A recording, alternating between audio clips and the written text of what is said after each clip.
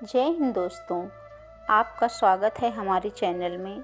आज मैं बुद्धिमान व्यक्तियों की कुछ कहानियाँ सुनेंगे। तो पहली कहानी शुरू करते हैं। वैसे तो बौद्धिक व्यक्ति प्रभावशाली बातें करते हैं तो उन्हें कम लोग ही समझते हैं, और जो समझता है वह उनका आदर सम्मान सब कुछ करता है। एक समय की बात है, एक राजमहल के द्वार पर एक साधु पहुंचा और द्वारपाल से कहा, मैं राजा से मिलना चाहता हूँ क्योंकि उसका भाई आया है। द्वारपाल ने सोचा, शायद यह कोई दूर का भाई होगा जो साधु संतों की तरह रह रहा है, इसलिए यह मुझे इस तरह आर्डर दे रहा है। राजा के पास पहुँचते ही साधु के बारे में बताया। साधु को अपने पास बुलाया और पूछा, तुम ठीक हो भाई? साधु ने उत्तर दिया, हाँ मैं ठीक हूँ। आप कैसे हैं भैया? राजा बोला, मैं ठीक हूँ। साधु ने कहा, मेरा निवास स्थान पहले महल में था, लेकिन वह बहुत पुराना, एकदम पुराना हो गया है। 32 दास तो थे, परंतु सब एक एक करके चले गए। 5 रानियां भी थी, अब उनमें से कोई काम नहीं कर रही हैं। राजा ने बात सुनकर दंग रह गया और उन्हें 10 सोने के सिक्के दिए। साधु ने 10 सिक्के ले लिए और कहा, ये काफ़ी है। राजा ने कहा, यह तो बहुत कम है। साधु ने हंसते हुए कहा, तुम मेरे साथ 7 समुंदर पार चलो, वहाँ सोने की खदान है। मेरी ताकत से समुद्र सूख जाएगा। तुमने मेरी ताकत को तो देखा ही है। इसके बाद राजा ने साधु को 100 सोने के सिक्के दिए। जब साधु चला गया तो दरबारी ने राजा से पूछा, महाराज, जब हमने सुना कि आपका कोई बड़ा भाई नहीं है तो आपने इतने सिक्के उसे क्यों दिए? झूठ मूठ का दिखाना क्या होता है? राजा ने कहा, देखो, रोशनी के 2 पहलू होते हैं, राजा और रंक। उसने मुझसे कहा तो मैंने उसे महान व्यक्ति का सम्मान किया। उनका महल खंडहर था, यानी उनका शरीर, उसकी रानियां यानी उसकी 5 इंद्रियां, 32 नौकर उसके दांत थे। हमें किसी के बाहरी रूप और शक्ल के आधार पर उनकी उत्कृष्टता का निर्णय नहीं लेना चाहिए। एक अद्भुत गुण है बुद्धिमत्ता और शिक्षा। जो बुद्धिमान व्यक्ति बात करता है उसकी कीमत अधिक होती है। दूसरी कहानी। अक्सर चीज़ें हमें वैसी नहीं दिखती जैसी वे हैं, बल्कि वैसी दिखती हैं जैसे हम हैं। यह एक ऐसे बुद्धिमान व्यक्ति की कहानी है जो अपने गांव के बाहर बैठा हुआ था।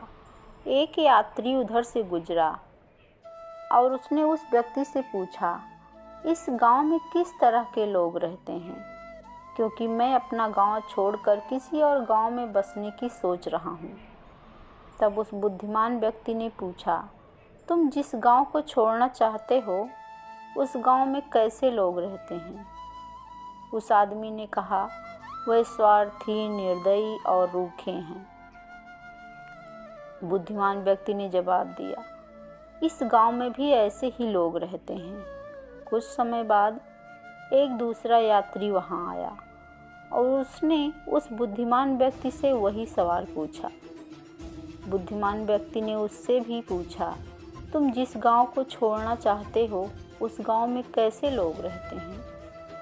उस यात्री ने जवाब दिया, वहाँ के लोग विनम्र, दयालु और एक दूसरे की मदद करने वाले हैं। तब बुद्धिमान व्यक्ति ने कहा, इस गांव में भी तुम्हें ऐसे ही लोग मिलेंगे।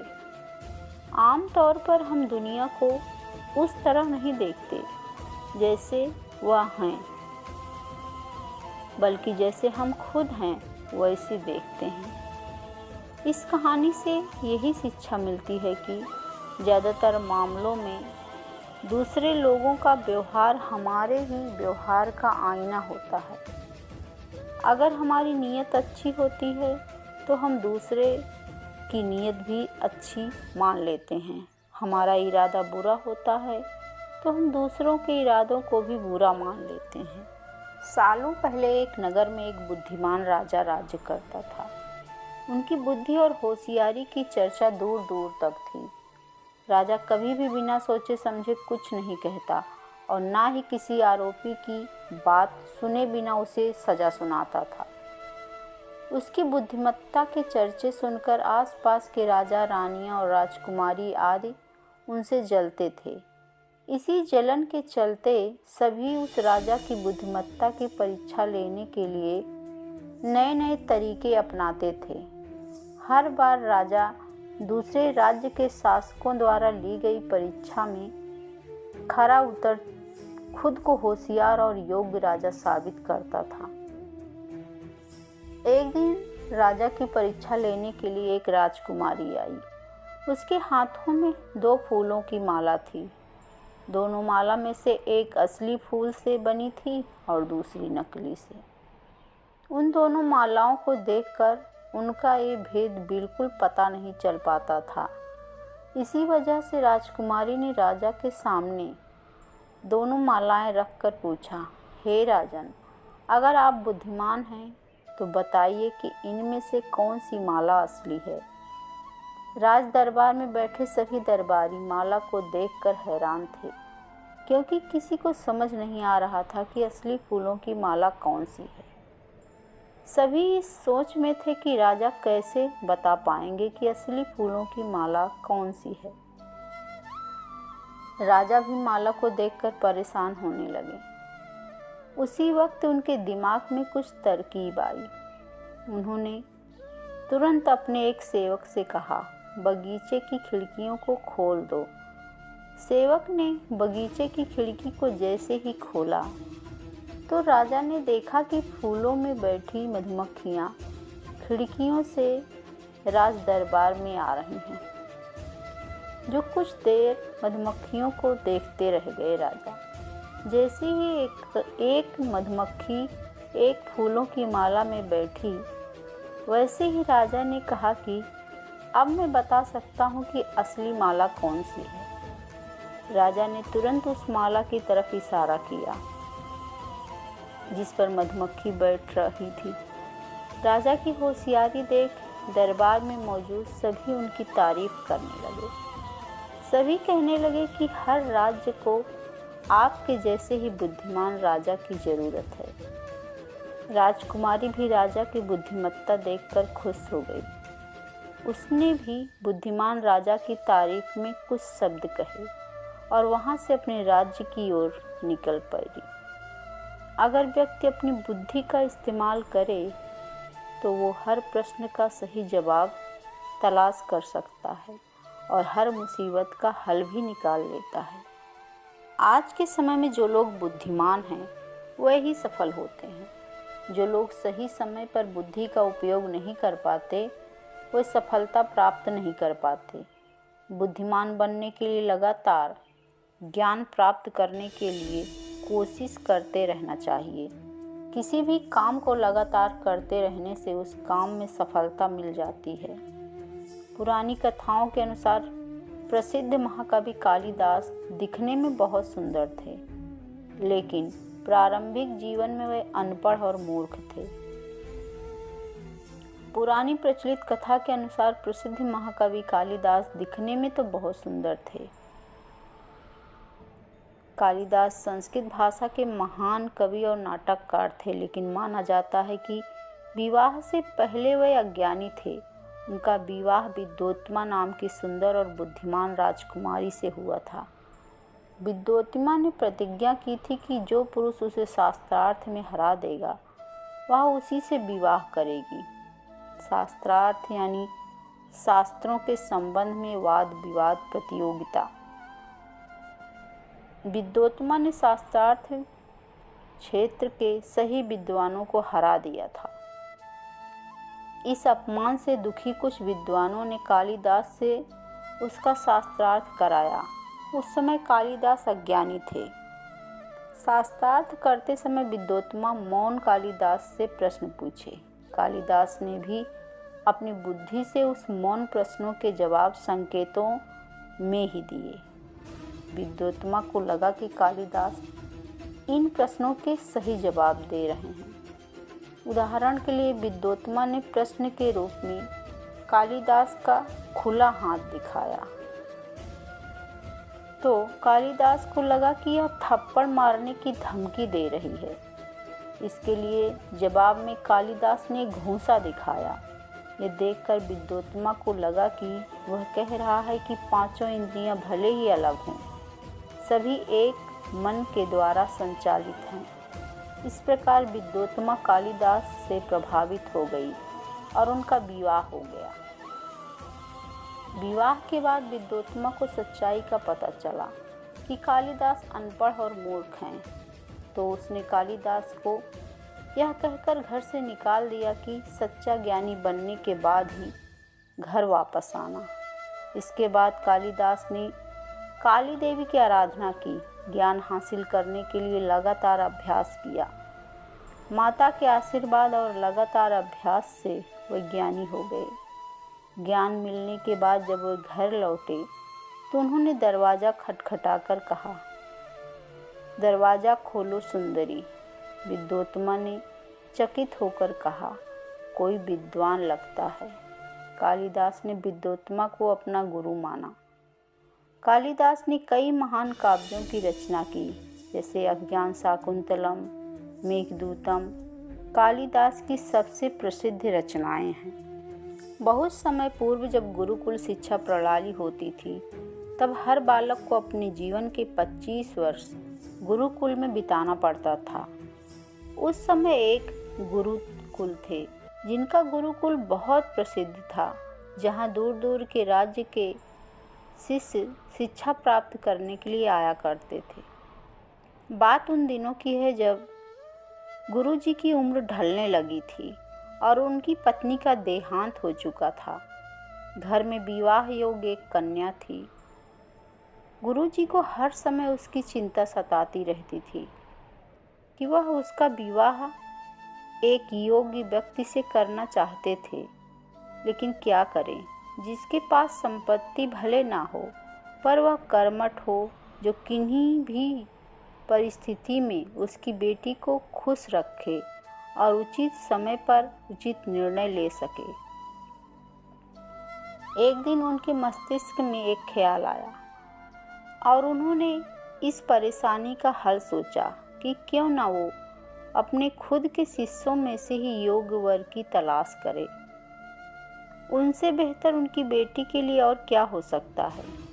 इस कार्य के लिए उन्होंने बुद्धिमान की परीक्षा लेने का निर्णय लिया और सभी शिष्यों को एकत्र किया। गुरुजी ने सभी से कहा कि वे एक परीक्षा आयोजित करना चाहते हैं जिसमें सभी की बुद्धिमानी का परिचय होगा। उन्होंने सभी से कहा कि उन्हें अपनी पुत्री के विवाह की चिंता है, जिसके लिए उनके पास पर्याप्त धन नहीं है।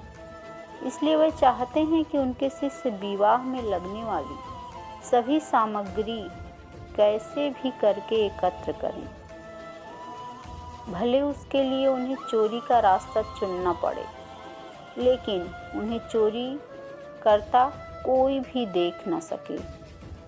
इसी एक शर्त का पालन सभी को करना है। अगले दिन से सभी शिष्य कार्य में जुट गए।